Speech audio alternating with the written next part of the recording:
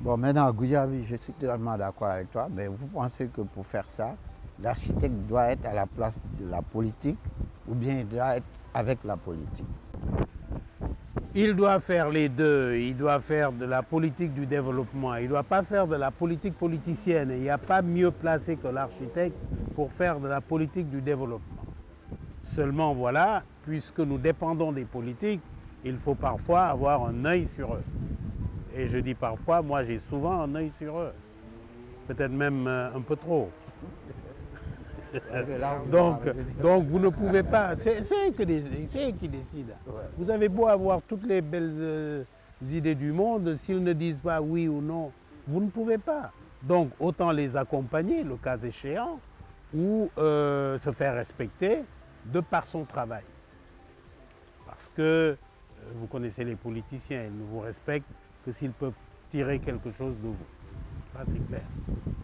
Je suis totalement d'accord avec vous. Je lance référence par rapport à une amie, Mimi Touré, qui me disait, mais Malik, si vous ne faites pas la politique, c'est les autres qui vont décider pour vous. Mais quelque part, je pense que tu as raison. Bon, pourquoi? Parce qu'il faut faire du développement. Parce que je pense qu'il y a 15 ou 20 ans en arrière, en Europe, le cabinet où j'étais, ils ont commencé à faire ce que toi, tu dis aujourd'hui. C'est-à-dire du développement. L'architecte n'est plus là pour attendre qu'on lui donne des ordres pour des programmes d'habitat ou des programmes de logement ou même d'équipement public, mais il est là aussi pour impulser, pour donner, pour venir dire aux gens, vous êtes politique, mais c'est nous qui allons vous proposer. J'ai vu récemment, vous étiez au Gabon, et j'ai beaucoup aimé ce que vous avez fait. Je sais que vous êtes venu avec un programme, vous êtes venu impulser quelque chose et que vraiment les gens étaient médusés autour de ce que vous êtes en train de faire. Je ne sais pas ce que ça va donner, mais le fait d'avoir osé, je pense que vous avez même un livre qui dit oser. Et oui, je pense que c'est cette forme qu'il faut maintenant impulser aux jeunes architectes qui sont dans ce métier d'architecte. Je te laisse continuer puisque tu veux me parler. C'est un bon exemple que tu donnes de ce qui s'est passé au Gabon, mais avant ça, je dois vous dire que, bon, c'est un secret de polichinelle que j'ai tenté un peu la politique, mais c'était uniquement parce que j'étais en désaccord avec une politique, une certaine politique. Alors, pour en revenir au sujet du jour, et qu'on ne parle pas de ce qui s'est déjà passé, oui, l'exemple de Libreville 2, qu'est-ce qui s'est passé? En dehors du fait qu'il y a le projet architectural qui est là, mais c'est surtout le contenu du process et l'accompagnement que nous souhaitons faire au gouvernement, pour ne pas dire au peuple gabonais. Que s'est-il passé? D'abord, on parlera tout à l'heure, encore une fois, de notre modèle économique qui est imparable.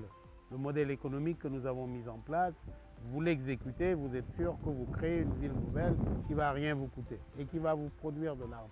C'est ça le truc. Alors, pour parler de Libreville 2, je pense qu'une des raisons pour lesquelles le président, que je félicite du reste, parce qu'il vient d'être réélu, enfin il vient d'être élu parce qu'il était en transition, je pense que les arguments qui ont fait qu'il ait adopté notre projet étaient d'abord que nous avons essayé d'avoir une vue, pour ne pas dire une vision, pour ne pas paraître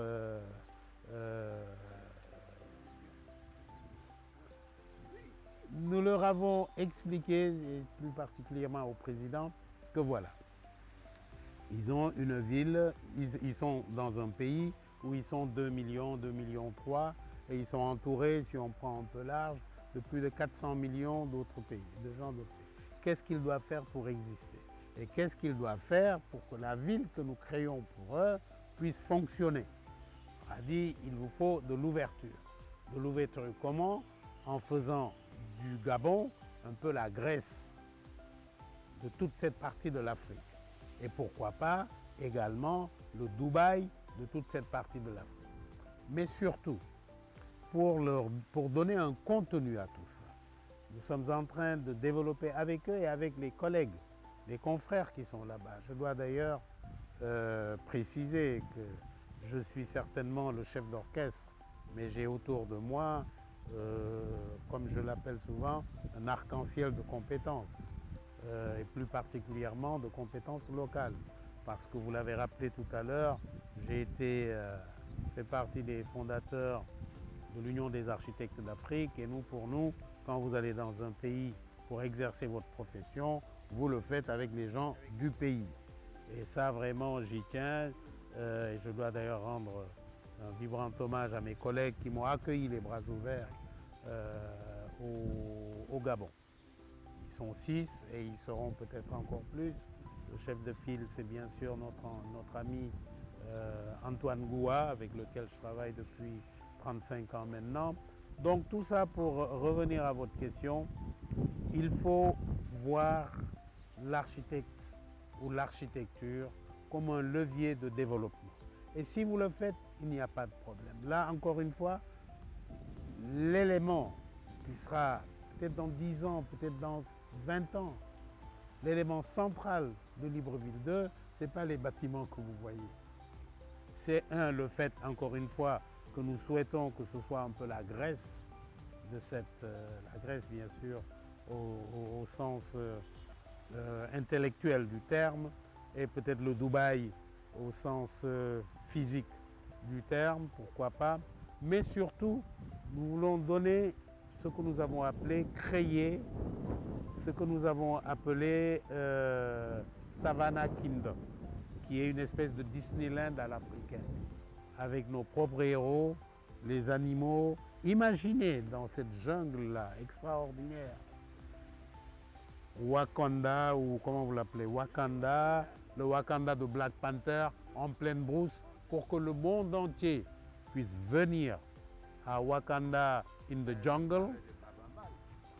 Et non, je le félicite d'ailleurs, et pour ne rien cacher, Baba Mal, je l'ai invité chez moi, il était là il y a une semaine, et nous avons parlé de tout ça. Parce que d'abord, c'est une fierté nationale, c'est une fierté africaine, et que les Américains l'aient appelé pour faire la musique de Black Panther, je pense que c'est extraordinaire. Et donc, je l'ai appelé et je lui ai dit, écoute, je souhaite que tu nous aides, que tu nous accompagnes pour que nous puissions faire à Libreville 2, sur peut-être 3, 4, 5, 6 000 hectares, le Wakanda dont tout le monde rêve, et surtout le Disneyland africain, avec nos personnages, avec notre culture, etc. etc. Et dans 10 ans, dans 20 ans, vous allez voir, au lieu d'aller à Miami, le monde entier ira voir Savannah Kingdom. Donc c'est ça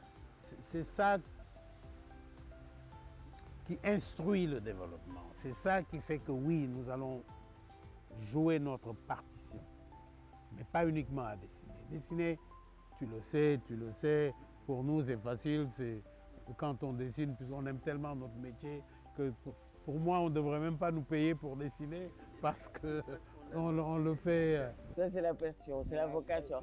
Je voudrais, Malik, je vais développer un petit peu. Vous savez ce qu'on peut retenir de ce que mon cousin et Trusty, moi je l'appelle Trusty, a dit. Moi je l'appelle Trusty parce que c'est un titre, hein, c'est un titre. C'est, comme il dit, le développement, c'est ce que nous apportons. C'est-à-dire c'est ce que nous faisons et c'est large.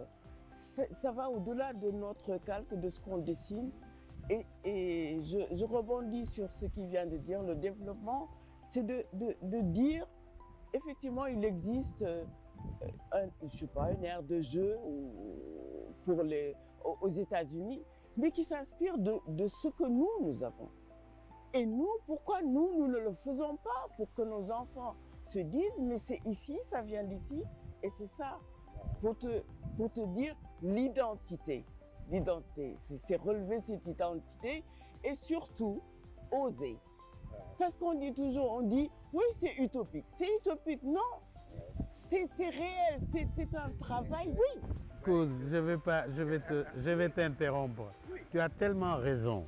Quand je donne l'exemple de la Banque centrale que nous avons faite avec mon collègue Cher Ngom, que je salue au passage, il y a 50 ans, cet immeuble-là de 22 niveaux ou 23, quand nous l'avons fait, à Dubaï, l'immeuble le plus haut avait 10 étages. 50 ans après, n'ayant pas osé, c'est toujours l'immeuble le plus haut. À Dubaï, ils sont à 200 étages. Alors, vous savez, Goudiaby, j'ai un peu le même tempérament que vous développez. C'est pour ça que mes collègues souvent ils se demandent, mais Malick, lui, c'est un fou, c'est un quoi, c'est pas important. Mais ce qui est important, vous avez brossé une chose. Vous connaissez Burok, B-U-R-O-K. Burok, oui. Bon, Burok, je ne vais pas revenir sur les thèmes 2023.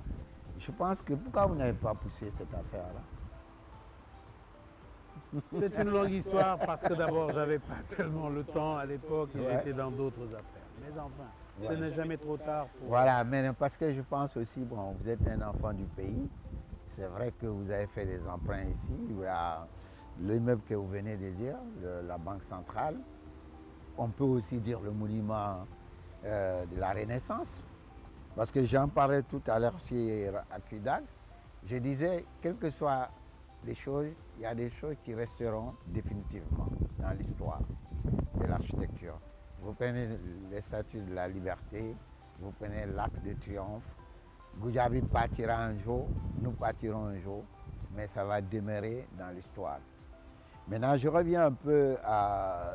Puisqu'il avait brossé la politique, moi je parlais aussi dans un sens, aujourd'hui, ceux qui sont là sont des amis à lui. Et il a fait tout avec eux pour que ces gens arrivent au pouvoir. Mais je pense que c'est le moment, la manière dont il a supporté ces gens, mais avec tout, hein. Il est parti à fond. Il doit maintenant les pousser à venir vers ce qu'il est en train de dire comme architecte. Parce que dans ce sens-là, je prends toujours référence à des gens qui ont été au pouvoir, venus, qui ont bâti quelque chose. Pourquoi? Ils se sont dit, moi je m'appuie sur l'architecture pour faire du sens par rapport à ce que j'ai envie de faire. Aujourd'hui, vous n'avez pas cette chance-là. Parce qu'en Afrique, l'architecture, c'est entre guillemets. Mais, heureusement, au Sénégal, on a notre Goudiaby. S'il n'y avait pas un comme Goudiaby, on n'allait pas parler de nous. Pourquoi? Parce qu'on n'a pas donné de sens à l'architecture. Mais lui, il a développé quelque part ce qu'il appelle ce sens-là. Maintenant, pour impulser, il faudrait que maintenant, qu'on sorte des terres, des villes comme il le pense. Et je pense que c'est le moment que vous devez saisir aussi pour aller vers ce que je suis en train de dire. Qu'est-ce que vous dites sur ce que je viens de conclure? Oh. Oui, d'abord pour ce qui est, comme je les appelle, les jeunes gens qui ont pris le pouvoir, je pense que c'est tout le Sénégal qui s'est levé pour souhaiter un changement. Et j'espère pour le Sénégal qu'ils vont réussir leur mission. Je sais que ça et là, il y a quelques doutes qui ne s'installent pas, mais qui passent, c'est normal. J'espère qu'ils vont réussir encore une fois leur mission pour que le Sénégal aille de l'avant. Nous l'avons fait, nous les avons soutenus, nous n'étions pas les seuls, parce que les gens ont souhaité un changement radical pour développer le pays. Ceci dit, ce que j'ai toujours dit, il faut beaucoup de patience. Mais avoir la patience ne veut pas dire ne pas dire ce qu'on pense de l'évolution du pays. Je n'en dirai pas plus.